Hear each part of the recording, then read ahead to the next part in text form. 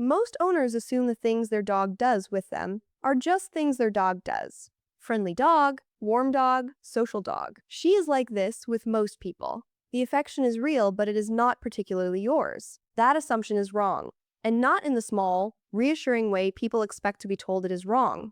Wrong in the specific behavioral observable way, because there is a category of things your dog does that she does not do equally with everyone. Things that require a level of trust she does not give out generally.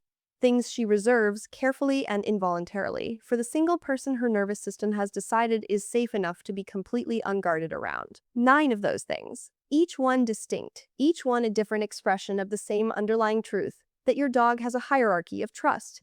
That hierarchy has a top. And if you are the person she does these 9 things with, you are it. You have probably seen most of them today. You have probably filed them under habit or personality or just the way she is. By the end of this, you will have a different name for them.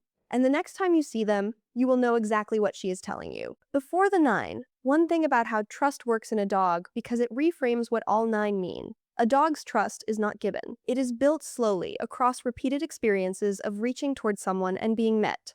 Of being uncertain and finding that the person beside her made the uncertainty manageable. Of being completely herself, unguarded, unperforming, the full animal. And finding that nothing bad happened.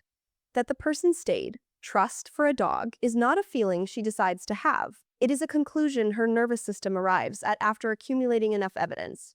And once it arrives at that conclusion about a specific person, her body begins to do things it does not do for anyone else. Not because she has chosen to signal trust. Because trust, once formed, expresses itself whether she intends it to or not. These 9 things are what that involuntary expression looks like.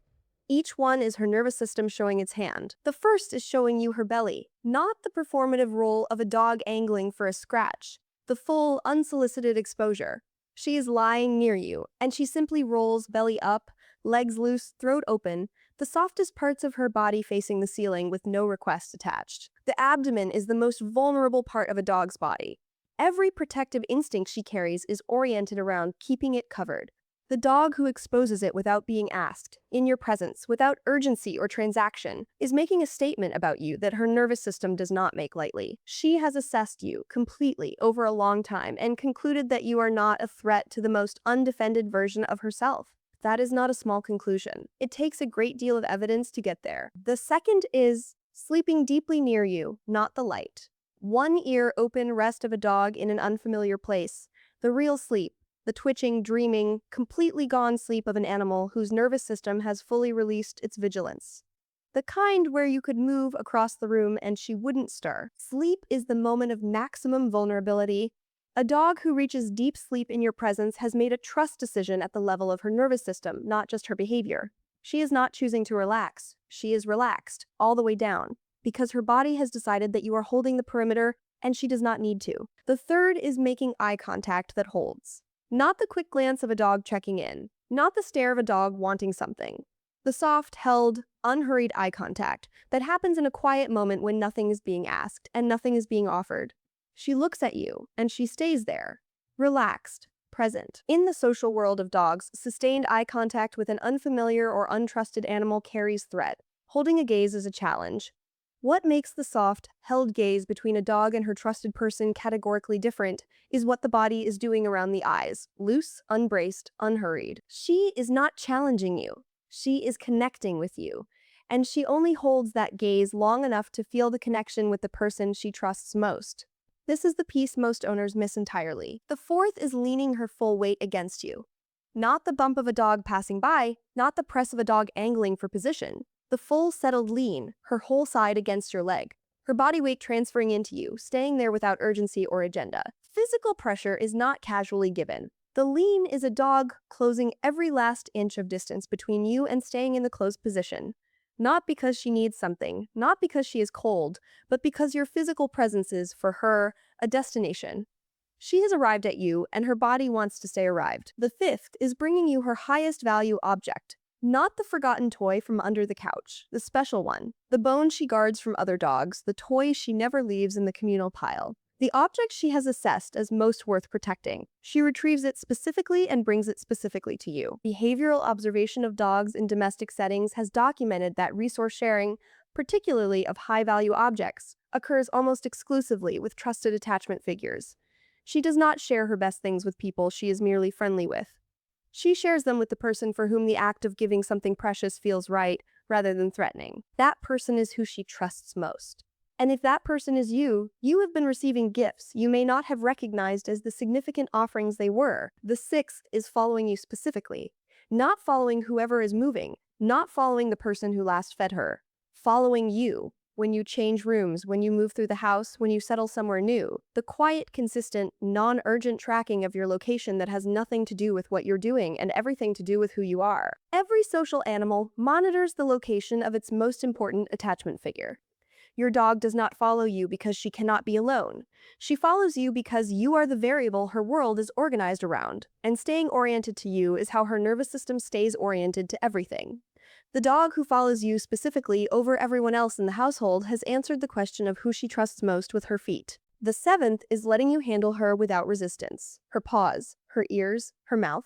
The areas that most dogs tolerate from no one or barely tolerate from most. She lets you touch without stiffening, without pulling away, without the tension of an animal enduring something it dislikes. Not because she has been trained into compliance. Because the hands doing the touching are yours, and her body knows whose hands these are, and it does not brace against them. This one reveals trust at a purely physical level, the level below behavior, below training, at the place where the body simply tells the truth about what it feels. She does not decide not to tense, she just doesn't. Because it is you. The eighth is seeking you out specifically when she is frightened. Not moving away from the scary thing, moving toward you. The thunder, the fireworks, the unfamiliar, the overwhelming, and her response is not flight, not freeze, but a direct line to wherever you are, and then pressing close and staying. Long-term observation of dogs across stressful situations shows that dogs seek proximity to their primary attachment figure under threat in a pattern that mirrors infant attachment behavior in humans, using the trusted person as a safe base from which to manage fear. She does not go to the nearest person when she is scared. She goes to the right person. If she comes to you, you are the right person. You are the one her nervous system has encoded as the resolution to fear. There is no higher statement of trust than that. The ninth is relaxing her face around you. This one is the quietest and the most telling. Watch her face when she is with people she is polite to, but not fully open with. The eyes slightly harder, the muscles around the mouth and forehead carrying a faint tension. The expression of an animal that is socially present but not entirely at ease. Now watch her face when she has been with you for a while. In a quiet moment, when nothing is happening, and she has forgotten to manage her expression. The eyes go soft, the forehead smooths, the mouth loosens, everything held, releases. The face of a dog who is not performing anything, not managing anything, not watching for anything, just present and at ease, and completely herself. She does not produce that face for everyone. She produces it for the person in whose presence her whole nervous system finally, completely exhales. Most owners look at these 9 things and think, she does some of these with other people too, and that is probably true. Friendly dogs are friendly. Some of these will appear in softer versions with other trusted humans in her life. Flip that framing. The question is not whether she does these things with others. The question is who she does them with most completely, most consistently, most unguardedly. Trust in a dog is not binary, present or absent. It is a spectrum, and at the top of that spectrum is one person.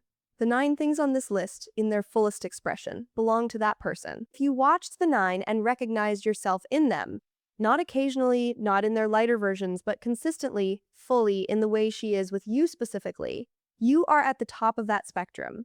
You are the person her nervous system has decided, after all the evidence it needed, is safe enough for the completely unguarded version of herself. Think about how many of the 9 she gave you today.